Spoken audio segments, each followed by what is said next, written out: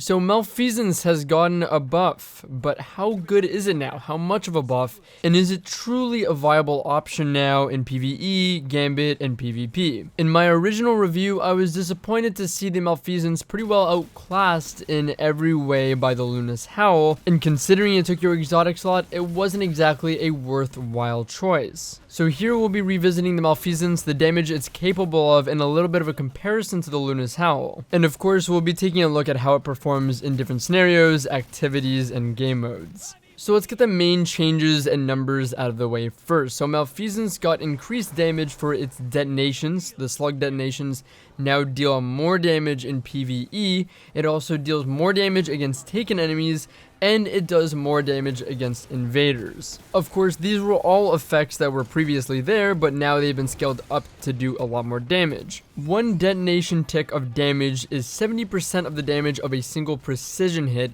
Previously, this was 35%, so they've doubled the damage that each detonation tick deals in comparison to what it did before. This does, for whatever reason, change against Kalli and Shirochi in the last Wish raid, where one detonation tick is only 35% of a precision hit, so half of what it normally is, but this was also how it behaved before the buff. So before, it was 35% of a precision hit, and it dipped down to 17.5% against Kalli and Shirochi. Malfeasance now deals 30% more damage against taken enemies. Previously, that was 15%, so another double in bonus damage. Malfeasance also deals about 60% more damage against invaders, based on comparing a regular 180 RPM hand cannon critical hit to a Malfeasance critical hit, and this was previously only 35%. So again, pretty drastic increases to each of its damage bonuses across the board. But let's take a look at different individual scenarios now. In each scenario, we might be doing a slight comparison to the Luna's Howl just to refer to how much damage it does now in comparison. Previously, the Malfeasance pretty much did less damage in every scenario than the Luna's Howl, so we'll see how it behaves now. I think it goes without saying, but I just want to clarify that if you were to only hit body shots with the Luna's Howl, either not activate Magnificent Howl or mess up your Magnificent Howl activation by missing a shot, the Malfeasance will do more damage pretty much all the time than the Luna's Howl. Against a normal enemy, an ogre in a Titan Lost sector, one crit of Malfeasance dealt 556 damage, which means 5 crits was 2,780 damage, and one detonation from those 5 crits was 1,910 damage. So that totaled up to be 4,690 damage per 5 shots. The Luna's Howl dealt 530 damage from one crit, and with Magnificent Howl active though, dealt 1,218 damage per crit. That means with 5 crits, 2 being normal ones and 3 being Magnificent Howl, it dealt 4,714 damage. More than that of the Malfeasance, but just by barely. Against a taken boss and a lost sector in the Dreaming City, one crit of Malfeasance dealt 3,501 damage. Of course, with 5 crits, that would be 17,505 damage, and one detonation out of that was worth 12,010 damage. So the total here would be 29,515 damage per 5 shots and the detonation. In comparison to Luna's Howl, one normal crit dealt 2,667 damage. A critical hit with Magnificent Howl, however, was 6,134 damage. So 5 crit total with 2 normal shots and 3 Magnificent Howl shots was 23,736 damage. Of course, this is less than that of the Malfeasance, which is great. So Malfeasance is better against taken enemies. Against Kalli or Shirochi in the last Wish raid, one headshot of Malfeasance deals 8,489 damage. So 5 headshots would be 42,445 damage, and one detonation from those 5 shots is a total of 14,560 damage. So all that combined, 5 headshots plus a detonation is 57,005 damage. In comparison to the Luna's Howl, that did 6,468 damage for one critical hit. With Magnificent Howl active, it dealt 14,875 damage. So 5 critical shots with, of course, 2 normal shots and 3 Magnificent Howl shots dealt 57,561 damage. So again, just barely more damage than that of the Malfeasance. Oddly enough, like I said at the beginning of the video, Kalli and Shirochi do count as taken enemies. However, for whatever reason, the detonations do half as much damage towards them than any other source I'm aware of in the game. Let's talk about Riven in the last raid now though. One critical shot of Malfeasance deals 9,719 damage to Riven, which means 5 shots deals 48,595 damage. one detonation from those 5 shots deals 33,340 damage, and that all comes to a total of 81,935 damage for 5 shots and the detonation that goes off afterwards. Compared to Luna's Howl, one crit was 7,405 damage, but with Magnificent Howl, it dealt 17,031 damage per critical hit. So for 5 critical hits with 2 regular bullets and 3 Magnificent Howl bullets, that was 65,903 damage. So Malfeasance does quite a bit more damage than Luna's Howl, and I'd regard the Luna's Howl, as far as I know at least, as the strongest primary weapon damage output in the game. Don't quote me on that. I don't know if it's the best. I just know that it is one of the best for dealing damage. And the moral of the story here is that Malfeasance is very good because it can get higher damage output than the Luna's Howl, especially against taken enemies, which happen to be the endgame in PvE as of right now. Against Gambit invaders now, though, the Malfeasance deals 92 critical damage and 62 body damage. This now guarantees that the Malfeasance will kill an invader in 3 critical hits.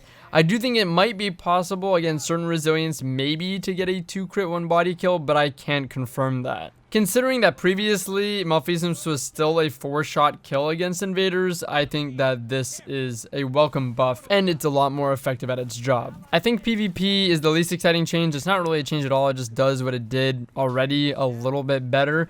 The tick damage from each of the ticks of the detonation have now gone from 20 to 30, so a full detonation on a target would total 150 damage instead of 100 damage. So why use Malfeasance? Let's quickly talk about it. Currently in the last wish raid, an Aikilo shotgun I think can get you through most of the engagements, and cluster bomb rockets, whether we like it or not, is the most efficient against Riven. So as a result, it isn't absolutely necessary anymore to be using Sleeper, Whisper, or 1,000 Voices, so you can somewhat justify using Malfeasance together with an Aikilo shotgun and a cluster bomb rocket, especially with these new buffs. I think a team of people using Malfeasance would be able to clear adds, including stronger majors, even quite quickly from triggering the slug detonations frequently, and then have the Aikilo shotgun and rockets as a primary source of damage output towards bosses.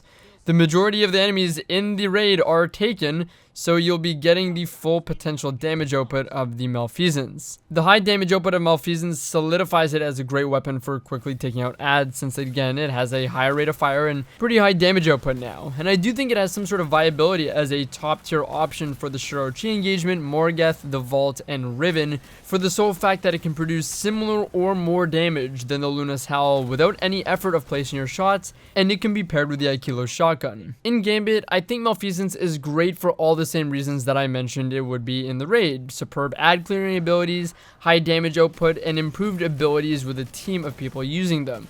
The problem is that Malfeasance means you won't be using 1,000 Voices, Sleeper Simulant, or the Queenbreaker. 1,000 Voices and the other weapons I mentioned as well are debatably the best exotics for Gambit. 1,000 Voices specifically though, because it's incredibly good and easy to be effective with while invading, killing invaders, or even just dealing massive damage to melt a primeval. Personally, as much as I think a team of Malfeasance could be really good, and I've yet to actually try this, and that Malfeasance is better against invaders, I know that for most, it isn't going to trump the ease of use and effectiveness of other exotics like the 1,000 Voices. I think there's potential for that team of Malfeasance to be great at clearing adds very quickly and efficiently, and even potential for Malfeasance to be great at killing primeval as a team, especially if you ran into like a scenario where you're out of special or heavy or supers. But I feel that the argument against the Malfeasance ability or advantage to deal the damage it does, clear adds, and kill invaders can still be matched by other weapons or just having a well-coordinated team, at which 1,000 Voices, or perhaps Sleeper or Queenbreaker, are more powerful options because of their versatility and ease of use. I will say though that Malfeasance felt very strong against opposing invaders, even at range, like stronger than I really expected it to be. It was also pretty great for taking out blockers without wasting any ammo, and dealing solid damage against, of course, any of those taken enemies. So as much as I think the majority of people are going to most likely dismiss the Malfeasance in exchange for other exotics, I think it does a better job than I expected, and pairing it with an kilo shotgun or a sniper, as well as a tracking rocket, or maybe linear fusion, could be a potentially great loadout for Gambit. In PvP, I still think Malfeasance is a somewhat underrated weapon with a decent amount of unique utility. The increased detonation damage isn't really a big change or significant. It does allow you to kill from even further ranges now, but of course landing shots at those really far ranges becomes more unreliable, and you're most likely not going to go for that. It does do a better job against killing supers or overshields though, or maybe healing rifts, which is pretty cool. However, I think the performance of the detonation utility is pretty similar to what it was originally. As much as I think Malfeasance has a great niche and a cool purpose in PvP, and is a very good weapon to use, I don't think that even after this buff, it's a great weapon per se, like the Luna's Howl or Ace of Spades. Those are great weapons. I think that it lacks the extra small thing needed to be a great weapon, something to give it great potential. I don't think that a 4-shot detonation is good because then it guarantees a very low time to kill without any precision, and I don't think a 3-crit detonation is good because at that point it's just an exotic version of the Luna's Howl. But I mean, at second thought, maybe that isn't a bad thing. Luna's Howl can 2-crit one body, so maybe the Malfeasance could just be a 3-crit plus the little bit of delay for the detonation. I don't know. Regardless, my opinion on Malfeasance in PvP is pretty much the same. It's a good weapon, not a great weapon, and these changes really haven't brought anything different to it in PvP. I do think that in endgame PvE, like in the last Wish raid or in Gambit, there is a far bigger case to be made for Malfeasance now. Is it worth maybe using over the other common exotics that have been so powerful up until this point, like Whisper, Sleeper, 1K Voices, Queenbreaker? I'm not sure. I think most people are going to say no, but I'm gonna have to say personally, I think there is some viability to using a team of Malfeasance in the raid or in Gambit. However, that's just my thoughts, so let me know your thoughts on this in the comments down below. And as we approach the end of this video now, if you guys are interested, if you can check out my Twitch channel, link is in the description, I'd greatly appreciate it. I've been streaming a lot more regularly. But thanks for watching, guys. It's been Drew here, and I'll catch you guys later.